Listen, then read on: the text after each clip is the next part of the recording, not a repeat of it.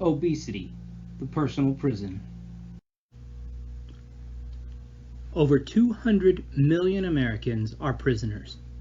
According to prisonpolicy.org, only 2 million of them are actually behind bars. The rest are not prisoners of stone and steel, but of their own bodies. The National Institute of Diabetes and Digestive and Kidney Diseases found that over 70% of adults and 17% of children below the age of 19 are obese.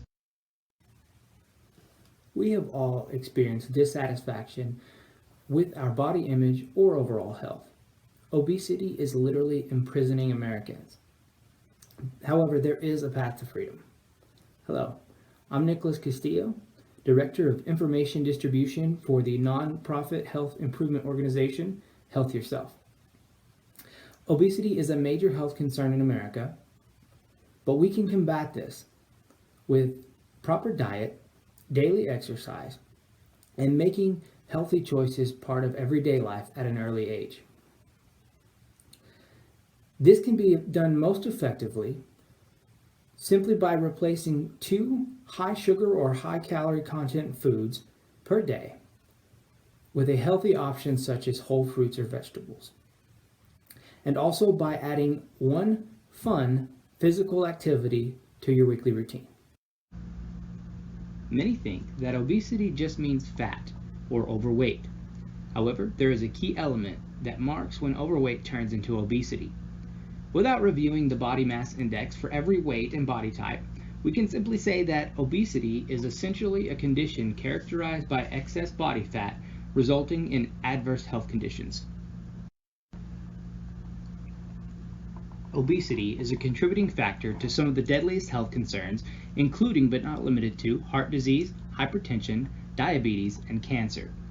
The National Institutes of Health reported that obesity-related illness is the second leading cause of preventable deaths in the United States, just behind tobacco use, attributing to between 300,000 and 400,000 deaths per year.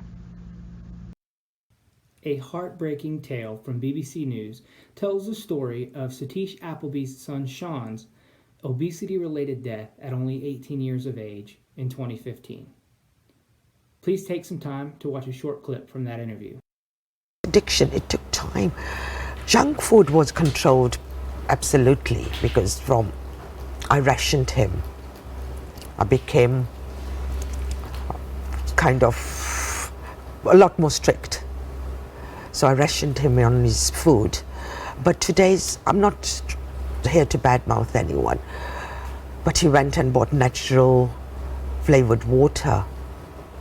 It had so much sugar in it. There was nothing natural about it. So I guess your message to other parents would be the habits start very young. It takes and you need to absolutely be strict from the outset. In very short, because I do talk a lot, in very short I'm going to say it takes a village to raise a child, and please make food your medicine, not medicine your food.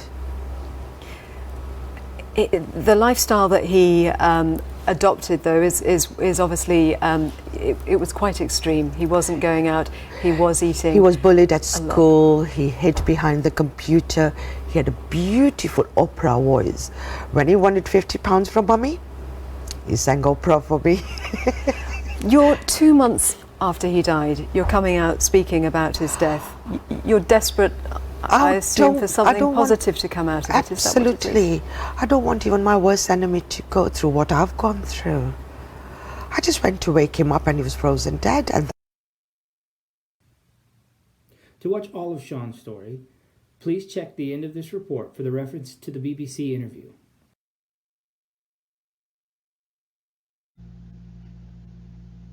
Besides weight gain and excess fat, HealthDirect.gov provides additional symptoms to be aware of, including increased loss of breath, increased sweating, snoring, inability to cope with sudden physical activity, feeling very tired every day, back and joint pains, low confidence and self-esteem, and feeling isolated.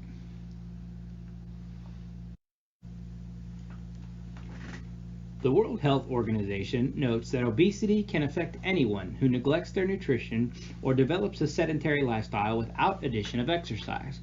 However, more children are being affected than ever, and children who are obese are likely to remain obese throughout adulthood and are much more likely to develop diabetes and cardiovascular disease at a young age. Obesity is caused by a combination of overconsumption of high-calorie, sugary, or processed foods and a lack of physical activity. Once you can define and recognize obesity, you can work to find a solution. The first key in the freedom of obesity is a healthy diet. Processed foods, especially those high in sugar and fat, contribute heavily to obesity. Fad diets and elimination diets should be avoided in favor of a balanced diet containing all food groups. Remember what Mrs. Appleby said in the video we watched earlier. Make food your medicine, not medicine your food. The Harvard T.H. Chan School of Public Health notes that exercise is very effective in the fight against obesity, stating that the most variable and easily modified factor in obesity is amount of exercise. They found that exercise helps fight obesity by helping burn off excess calories, increasing muscle mass, which promotes fat burning even while at rest, and slowing the development of abdominal obesity, while also relieving stress. So now that we have the keys, those solutions are irrelevant if we can't get the keys and the locks together. We all know that we should eat healthy, but it is much more difficult in practice for many people to make such a drastic change, and most will not stick with a diet plan if it is too different or overwhelming. Instead, you should aim for a more reasonable goal, such as replacing 2 sugary or high-calorie food choices each day with servings of healthy fruits and vegetables. Later on, we can work on replacing more, but this is the start to eating better and being better. Exercise is also difficult for most people to maintain. Most health experts recommend an hour a day of physical activity, and so most people jump into a strenuous workout plan, trying to achieve this goal. An article by Catherine Erlinger, published by the Heart Foundation, says that you should engage in a fun activity rather than exercise, and that involving the family will have a bigger impact. Start by simply taking a bike ride, or taking a brisk walk, or going for a swim once a day, and add one fun physical activity to your weekly routine, such as taking a martial arts class, rock climbing lessons, shooting hoops with friends, or some other activity that you enjoy doing.